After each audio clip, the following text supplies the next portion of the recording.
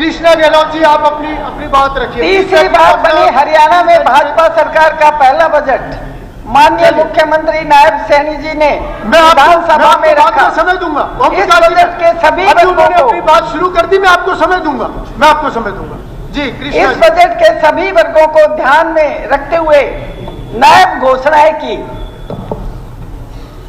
Budget में हमारी triple engine की सरकार ने महिलाओं को, किसानों को, युवाओं को, खिलाड़ियों को विशेष ध्यान रखा गया है।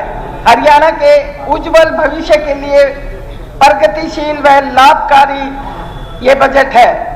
इस बजट में माननीय मुख्यमंत्री महोदय, माननीय प्रधानमंत्री जी का मंत्र सबका साथ, सबका विकास, सबका साथ, सबका प्रयास को लागू करने का भरपूर प्रयास किया है। देश की असली ताकत किसान, युवा व महिलाएं हैं। इस कल्याणकारी बजट में इनका पूरा ध्यान रखा गया है, जो काबिले तारीफ है। मैं इस संतुलित और समावेशी बजट के लिए मुख्यमंत्री जी को बधाई देती हूं और धन्यवाद करती हूं। माननीय अध्यक्ष जी, इस बजट में महिलाओं की स्थिति को सुधारने के लिए, महिलाओं के विकास के लिए लाडो लक्ष्मी योजना आरंभ की गई है, जिससे हर महिला को हर महीने 2100 रुपए की राशि दी जाएगी। इसके लिए 5000 करोड़ रुपए का प्रावधान है। एक महिला होने के नाते मैं विशेष तौर पर इस ऐतिहासिक योजना के लिए माननीय मुख्यमंत्री जी को बधाई देती हूं और अपनी बहनों की तरफ से उनका धन्यवाद भी करती हूं। इस योजना से महिलाएं सशक्त और समृद्ध होंगी। माननीय अध्यक्ष जी, महिलाओं की भलाई के लिए सोनीपत सहित 8 जिलों में नू के मेडिकल कॉलेज में कुल 9 अति आधुनिक मातृ शिशु स्वास्थ्य केंद्र स्थापित करने का प्रावधान भी इस बजट में रखा है। इस योजना का स्वागत करते हुए मैं मुख्यमंत्री जी का आभार प्रकट करती हूं। माननीय अध्यक्ष जी, बागवानी, पशुपालन, डेयरी में लगी महिलाओं बहनों को 1 लाख रुपए का ब्याज मुफ्त ऋण दिया जाएगा, ब्याज मुक्त ऋण दिया जाएगा। ये भी बहुत अच्छी योजना है, जिसका बहनों की तरफ से मैं स्वागत करती हूं।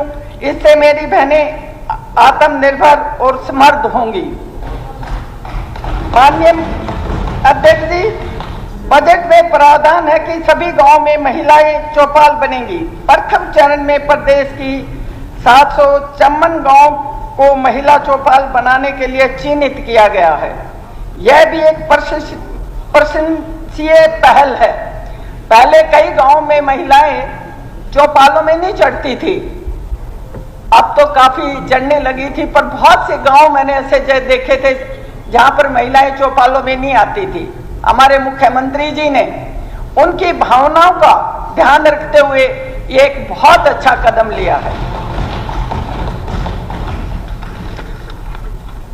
कैंटीनों में 1/3 टेंडर महिलाओं के एनजीओ को मिलेंगे, जिससे महिलाओं को रोजगार के अवसर मिलेंगे।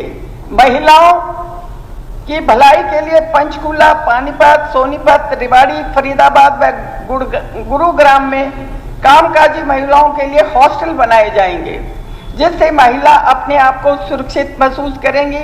इससे महिलाओं का भविष्य सुरक्षित होगा, वह आत्मनिर्भर बनेंगी। 14 साल की किशोरियों को शिक्षित, आत्मनिर्भर व सशक्त बनाने के लिए किशोरी योजना हर जिले में बनाई गई है। मैं मुख्यमंत्री जी का धन्यवाद करूंगी कि बहुत ज्यादा योजनाएं, बहुत अच्छी स्कीम हमारे प्रदेश को महिलाओं के लिए दी हैं। और आज हमारे मंत्री जी ने जिक्र किया हमारे देश की एक बहन का, जिसने दुनिया में नाम किया, और हमारे मुख्यमंत्री ने उसी कड़ी के चलते हुए महिलाओं को इतनी ज्यादा सुविधाएं हमारे बजट में दी हैं। मैं धन्यवाद करती हूं। माननीय अध्यक्ष जी, युवाओं के लिए बजट में प्रावधान किए गए हैं। इसके तहत मिशन हरियाणा में 50 लाख युवाओं को रोजगार देने, डंकी रूट के जरिए युवाओं की जिंदगी से हो रहे खिलवाड़ को रोकने के लिए कठोर कानून बनाने का मैं स्वागत करती हूं। माननीय अध्यक्ष जी, इस बजट में युवाओं के लिए सराहनीय बजट बनाया है। ये मुख्यमंत्री की बहुत अच्छी सोच है। इसमें बहुत लाभकारी योजनाएं युवाओं के लिए दी हैं। हरियाणा एम्प्लॉयमेंट सेल व कौशल रोजगार निगम के माध्यम से युवाओं को अंतर्राष्ट्रीय रोजगार से भी लाभ मिलेगा। बजट में डिपार्टमेंट ऑफ फ्यूचर नाम से एक नया विभाग बनाने का प्रस्ताव क्रांतिकारी कदम कहा जाना चाहिए।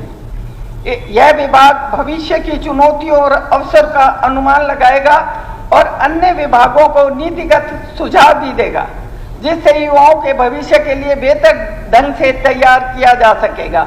इससे हमारे प्रदेश के युवाओं को बहुत गाइडेंस मिलेगी और बहुत अच्छा उनका भविष्य बनेगा। इसके अलावा अध्यक्ष महोदय, आर्टिफिशियल इंटेलिजेंस मिशन की स्थापना से 50,000 से अधिक युवाओं को पेशेवर आधुनिक तकनीकी से ट्रेनिंग करने पर युवाओं को नए रोजगार और अवसर के लिए तैयार होने में मदद मिलेगी। अध्यक्ष महोदय, युवा जो हमारे व्यापारी हैं, उनको भी प्रोत्साहित करने और उन्हें स्टार्टअप शुरू करने में मदद के लिए कई प्रावधान किए गए हैं। इसके लिए हरियाणा वेंचर कैपिटल फंड और 2000 करोड़ रुपए का फंड निर्धारित करने से युवाओं के स्टार्टअप में निवेश को बढ़ावा मिलेगा। वैसे ही अब हमारा पिछले 10 वर्षों से हमारे प्रदेश में बहुत ज़्यादा व्यापार को बढ़ावा मिला है और इससे तो और भी युवाओं के लिए भविष्य के रास्ते हमारे मुख्यमंत्री जी ने खोल दिए हैं। अध्यक्ष जी, युवाओं को नशे के जाल से बचाने के लिए संकल्प नाम नई प्राधिकरण का गठन करने का प्रस्ताव बहुत ही लाभकारी है। यह प्राधिकरण प्रदेश में नशीली दवाओं की मांग और आपूर्ति को कम करने के लिए काम करेगा। हरियाणा में रोजगार सृजन मिशन 2047 के तहत हरियाणा में 50 लाख नए रोजगार पैदा करने की योजना को शानदार योजना कहना चाहिए। ये बहुत बड़ी एक लंबी सोच है जो हमारे युवाओं को आगे बढ़ाने का काम करेगी। शिक्षा के क्षेत्र में माननीय अध्यक्ष जी, हर 10 किलोमीटर में मॉडल संस्कृति स्कूल की स्थापना में गुणवत्ता और बढ़ोतरी होगी। इसके अलावा छोटी कक्षाओं से ही विद्यार्थियों की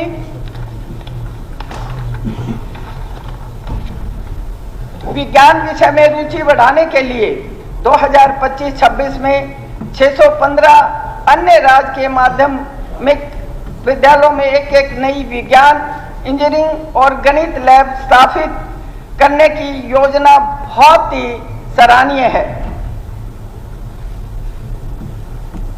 हमारे मुख्यमंत्री जी ने हमारे प्रदेश को इतना अच्छा बजट दिया है जिसमें हर वर्ग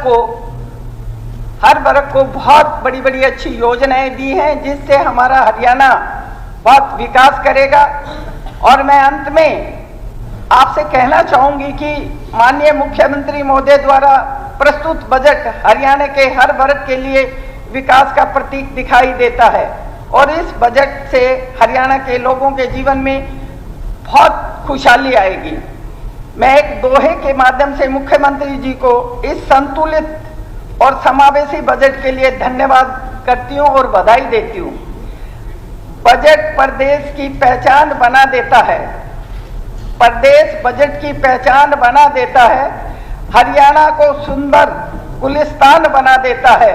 यकीन नहीं होता तो ध्यान से पढ़कर देखो, सभी वर्गों का कल्याण इसे महान बना देता है। धन्यवाद सर।